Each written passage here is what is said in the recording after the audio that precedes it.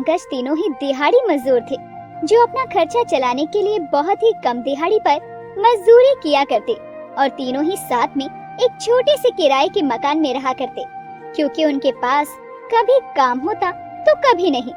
एक रोज कमल और पंकज काम से थके हारे आते हैं, तो सुरेश पहले से घर पर होता है। अरे सुरेश, आज तो काम से जल्दी कैसे लौट आया? हाँ, मालिक ने कहा है कि अब उन्हें ज्यादा मजदूरों की जरूरत नहीं है। यानी अब तुझे दूसरा काम ढूंढना पड़ेगा?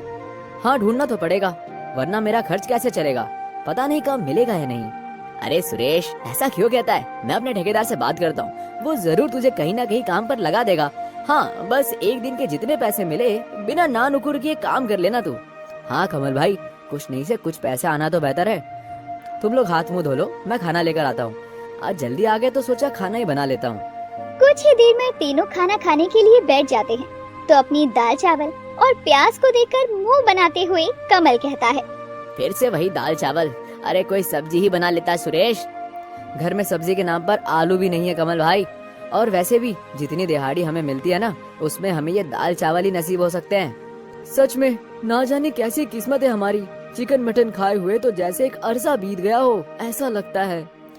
बस बस, जेब में चिल्लर नहीं और चले चिकन मटन का स्वाद लेने। जो पड़ा है थाली में उसको खा लो, कुछ खाओगे तभी सुबह काम करने की ताकत आएगी। सुरेश की बात को सुनकर वही दाल चावल सब खाने लगते हैं। ऐसे ही एक महीना बीत जाता है।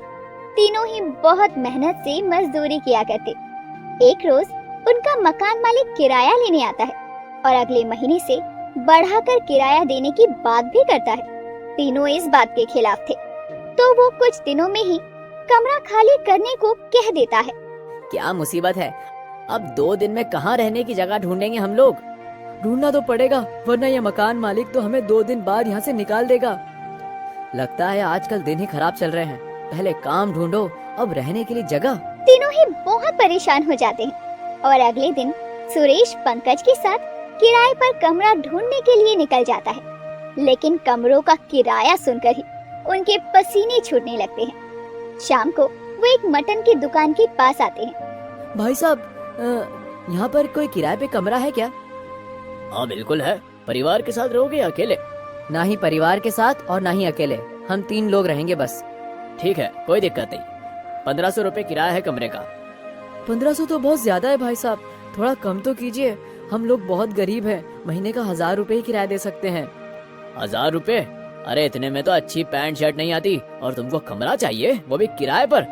नहीं नहीं, इतने कम में तो नहीं रखना मुझे किराएदार। दोनों ही चिंता में पड़ जाते हैं और उस मटन वाले से बार बार किराया कम करने को कहते हैं। तो करीम सोचते हुए दोनों से कहता है, ठीक है, किराया 1000 ही लूंगा, लेकिन इतना कम किराया दोगे तो रोज मेरी दुकान में साफ सफाई करनी पड़ेगी। बोलो मंजूर है तो कल से रहने आ जाना। क्या कहता है पंकज, हाँ कहो कि ना? हाँ कह दे सुरेश भाई, वैसे भी इतने कम किराए में कमरा नहीं मिलेगा, और बात सफाई की है तो एक एक दिन मिलकर तीनों कर देंगे ना साफ सफाई। पंकज की सहमति से सुरेश करीम को हाँ कर देता है और दोनों ये बात कमल को बताते हैं। और 2 दिन बाद तीनों करीम मटन वाले के यहाँ किराए पर रहने लगते हैं और रात को तीनों में से कोई भी करीम की मटन की दुकान की सफाई कर दिया करता। बात एक रोज की है, जब करीम अगले दिन के लिए ताज़ा मटन लाकर दुकान में रख देता है। चलो सुबह का काम अभी हो गया, सही है, अब कल आराम से उठूंगा। करीम मटन को ढककर वहाँ से निकल जाता है। रात को कमल झाड़ू लेकर करीम की दुकान की सफाई कर रहा था, तो सफाई करते हुए उसकी नजर एक बर्तन पर जाती है जिसमें मटन रखा था, जिसे देखकर उसके मन में लालच आता है। तभी वो एक पन्नी में कुछ मटन भरकर ले जाता है और अपने कमरे में आकर दोनों को मटन दिखाता है। अरे ये मटन तू कहाँ से लेकर आया? आज तुझे पूरे महीने के पैसे एक साथ ही मिल गए क्या? हाँ, और मटन खरीदने की क्या जरूरत थी? ये तो बहुत महंगा पड़ा होगा तुझे। चुप करो तुम दोनों। अरे ना ही ये मटन मुझे महंगा पड़ा और ना ही मैंने इसके पैसे दिए हैं। मतलब तुझे ही मटन फोकट में मिला है क्या? ऐसा ही समझ ले, ये मटन मैं करीम की दुकान से लाया हूँ, उसने एक बर्तन में रखा हुआ था। यानी तू मटन चोरी करके लाया है? ये तूने ठीक नहीं किया कमल। अरे इतने सारे मटन में से थोड़ा बहुत अगर गायब भी हो गया तो क्या दिक्कत है? और वैसे भी आज बहुत मन हो रहा है मटन खाने का यार। हाँ, अब तू लेकर आया है तो मेरा भी मन कर रहा है खाने का। अरे लेकिन ये ठीक नहीं है। देख, अगर तुझे नहीं खाना है तो तू मत खाना, लेकिन हम तो आज मटन खाने ही वाले हैं। कुछ ही देर में वो दोनों मिलकर मटन चावल तैयार कर लेते हैं, जिसकी खुशबू उसके आस पड़ोस तक फैल जाती है और उनकी पड़ोसन एक औरत से कहती है, सुनीता, ये खुशबू तो मटन की जान पड़ती है। अरे हाँ हाँ, सही कह रही हो मालती बहन, लगता है किसी के घर पर मटन की दावत चल रही है। अरे दावत से याद आया, करीम भाई के घर पर 3 मजदूर किराए पर आए हैं, जरा उन्हें खाना दे आओ। बेचारे मोहल्ले में नए हैं, पता नहीं खुद से बना भी पाते होंगे कि नहीं। अरे क्या बात है मालती, तुम किसी के बारे में इतना कैसे सोचने लगी? अरे तुम्हें तो कुछ बताना ही बेकार है। मालती अपने घर से खाना लेकर करीम के घर पहुंचती है तो देखती है कि तीनों मजदूर मटन खा रहे थे। अच्छा, तो यहाँ चल रही है मटन की दावत, क्या बात है। आज तुम में से जरूर किसी का जन्मदिन होगा। जन्मदिन? हाँ हाँ हाँ, जन्मदिन है तभी तो मटन खा रहे हैं, वरना तो हम गरीब दाल रोटी में ही खुश रहते हैं। वैसे आप यहाँ अचानक कैसे?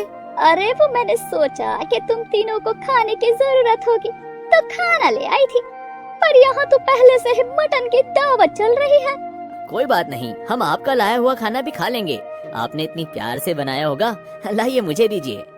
कमल मालती के हाथ से खाना ले लेता है और मालती के जाने के बाद तीनों साथ में उस खाने को भी चट कर जाते हैं। अब इस तरह रोज दुकान की सफाई करते हुए तीनों थोड़ा थोड़ा मटन चुरा लिया करते और रोज बनाकर खाते। एक रोज करीम सुबह दुकान पर आता है तो उसे मटन बहुत कम नजर आता है। कल तक तो मटन ठीक ठाक था, अभी ऐसा क्यों लग रहा है कि कम हो गया हो? तभी वहाँ से गुजर रही मालती करीम से कहती है, अरे कैसे हो करीम भाई, और कैसा चल रहा है काम धंधा? ठीक ही चल रहा है मालती बहन, बस महंगाई के कारण मटन के दाम थोड़े और बढ़ गए हैं।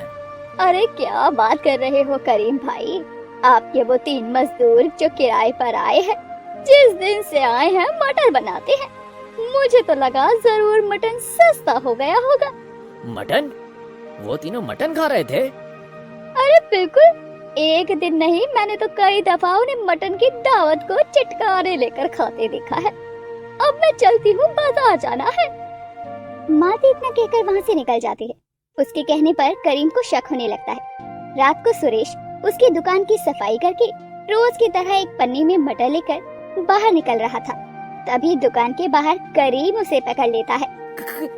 करीम भाई, आप यहाँ?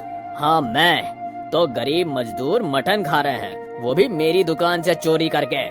करीम भाई, वो ऐसा नहीं है, वो तो मैं वो रंगे हाथों पकड़े जाने पर सुरेश के पसीने छूटते हैं। उसी समय वहाँ पर कमल और पंकज आ जाते हैं तो पूरे मोहल्ले के सामने करीम उन तीनों की बहुत बेइज्जती करता है। एक तो कम किराए पर इन जैसों को कमरा दिया, लेकिन ये तो मेरा मटन चुरा कर ही अपने खाने का जुगाड़ करने लगे। ना जाने कैसे बेशर्म लोग हैं। अरे हाय दैया, तभी मैं कहूँ कि ये गरीब मजदूर आखिर रोज रोज मटन खाते कहाँ से है। अरे हाय हाय हाय, इतनी शर्म की बात है। हाय करीम भाई, हमसे गलती हो गई, हमें माफ कर दीजिए। आप जो सजा देंगे हमें मंजूर है और हम आज के बाद कभी ऐसा नहीं करेंगे। करोगे तो जब तुम यहाँ रहोगे। अभी के अभी अपना बोरिया बिस्तर समेटो और निकलो मेरे घर से। तीनों ही हाथ जोड़कर करीम को उन्हें घर से ना निकालने के लिए कहते हैं, लेकिन करीम गुस्से में उनकी एक नहीं सुनता और तीनों रात के समय ही अपना सामान लेकर सड़क पर आ जाते हैं और अपने किए पर उन्हें बहुत पछतावा होता है।